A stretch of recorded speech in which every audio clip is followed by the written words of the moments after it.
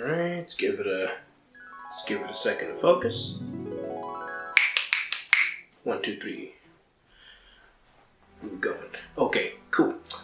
If it is raining, not that if it is raining, it is raining. Just apologies in advance if you hear the pitter-patter of rain. It kind of is coming and going. I don't know. Anyway, I've left a bit of space here to put some clips because I'm trying to figure out the whole format of this whole review thing since I've stopped and started like 10,000 times. I had a webcam. The webcam was trash, maybe not want to make anything. Then I did some TikTok stuff, but also my phone's trash and my audio's trash, and hopefully this mic that I got.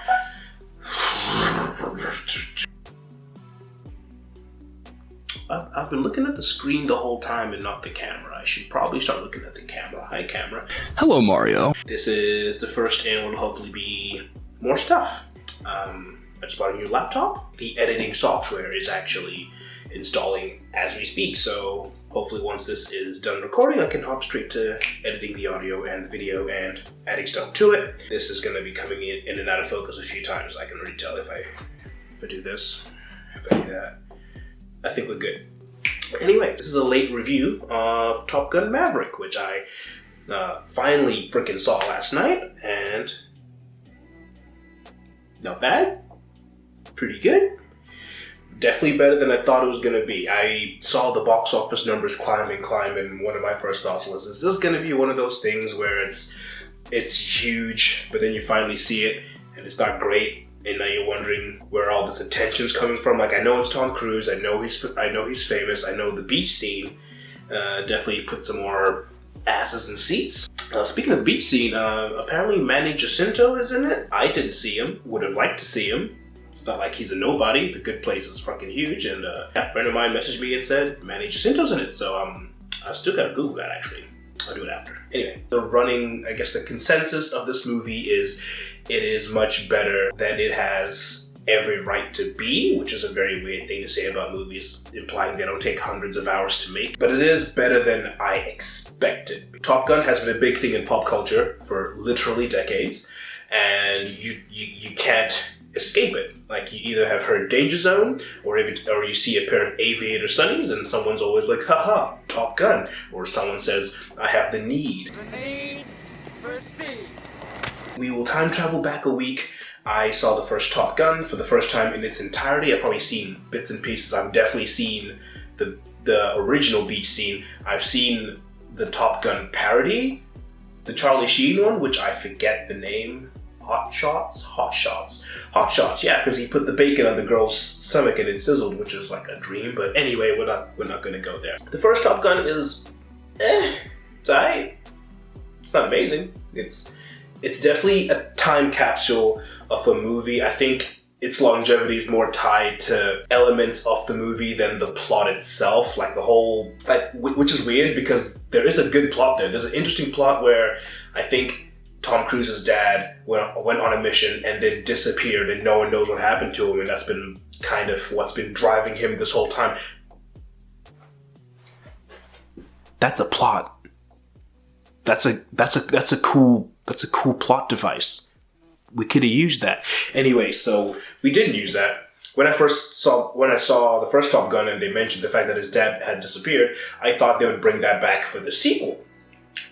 But no. As far as the sequel's concerned, I don't think he has a dad. I think he was just born of jet fuel out the fucking back engine, and they caught him on the way down and thought, that's a baby. Anyway, so the first Top Gun, average. It's definitely not it's not one of those classic movies that you tell your friends you need to see Top Gun.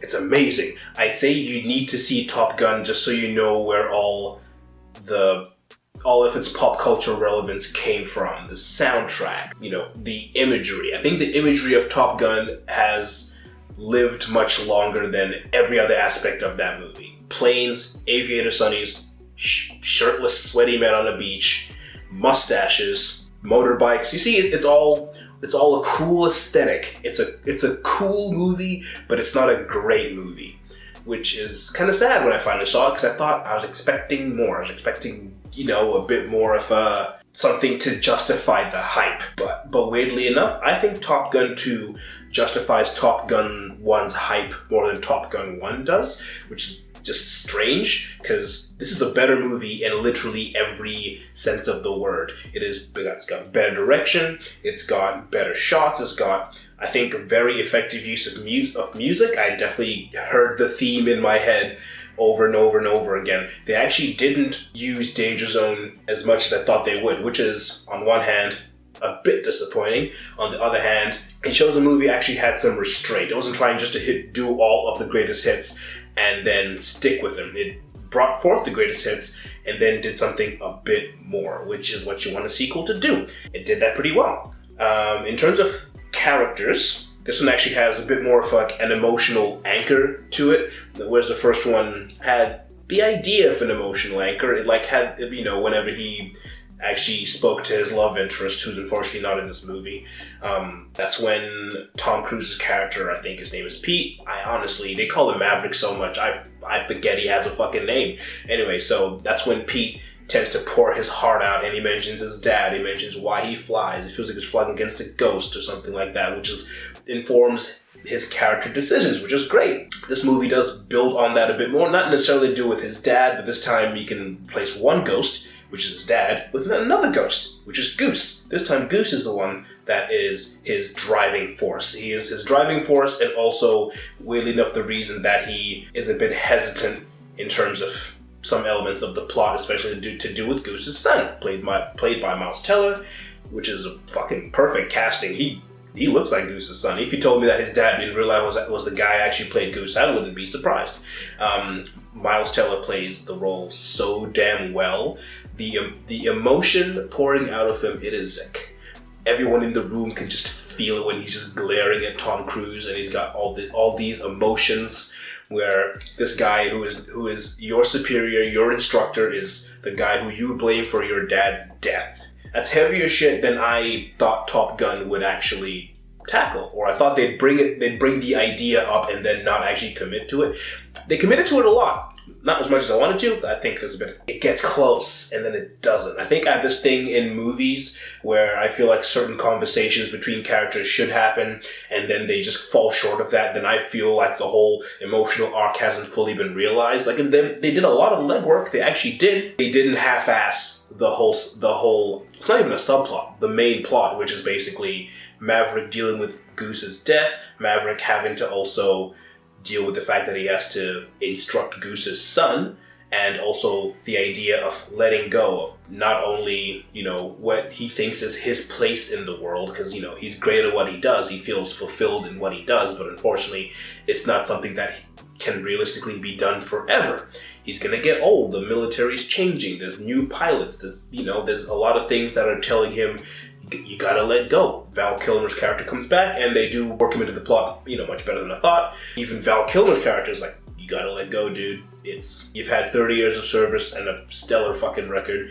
The Navy, rather, I'm not gonna confuse the two. The Navy has needed you, and we've reached the point where they don't. You gotta pass on the torch. Speaking of passing on the torch, for some reason I thought this movie will be more of a passing of the torch type movie. It's because I saw the trailer and I saw Miles Teller, I thought, this is going to be a passing of the torch type movie. It's going to be Tom Cruise basically bringing in the sequel to not only bring himself back, but also to bring the franchise back and then introduce some new characters that might actually be the main players moving on. I don't want that to be the case. I love what they did with this movie, and I think anything more than this might actually ruin its legacy, weirdly enough.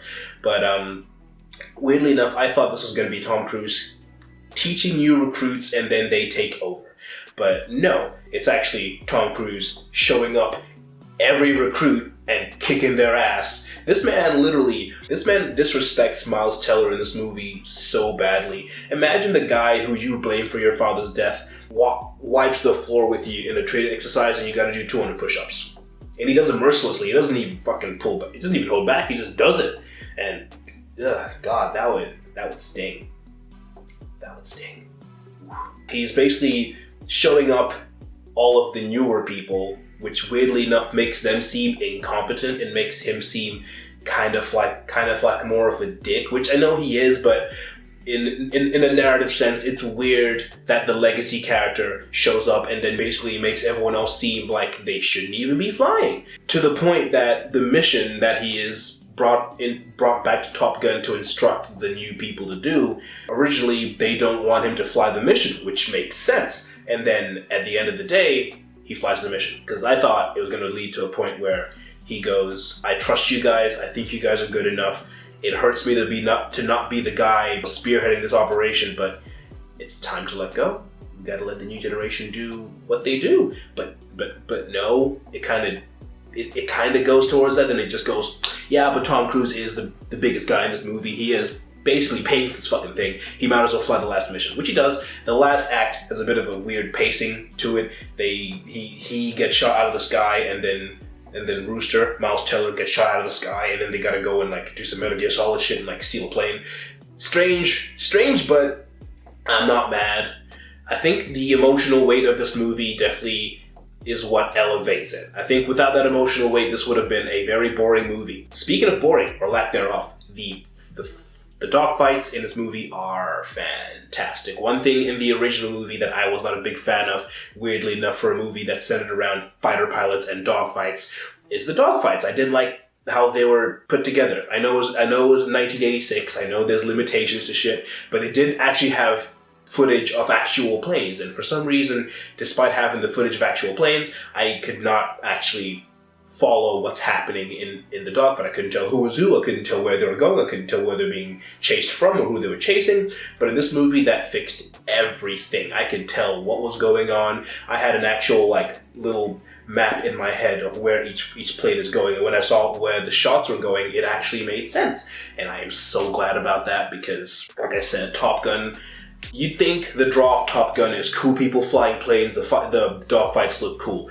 Whereas the first movie, the dogfights did not look cool. In this movie, they delivered. They made sure that we knew what was going on and we actually had a good sense of tension in this. Because in the other one, I kind of more or less just zoned out until the fight ended so they could tell me who died or who didn't die. In this one, I can tell in real time what is going on and the impact of it. So I'm really glad about that. So, yeah, I don't want them to do another one. I forget, I've not researched into whether or not they're going to do another one, but knowing Tom Cruise, there's every chance he will.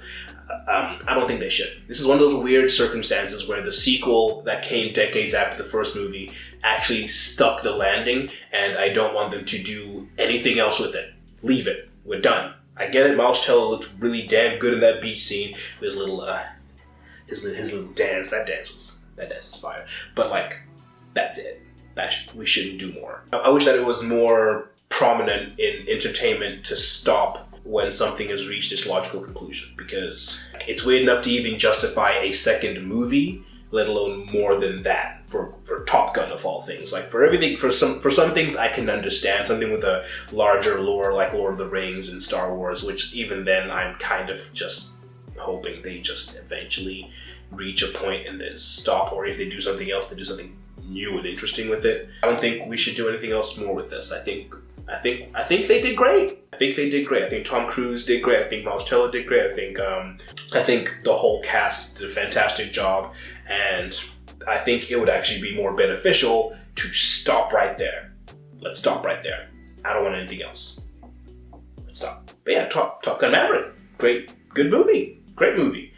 Will I ever see it a billion? This is the kind of thing I see a billion times, like that I have the drive to watch multiple times, like the Batman? Probably not.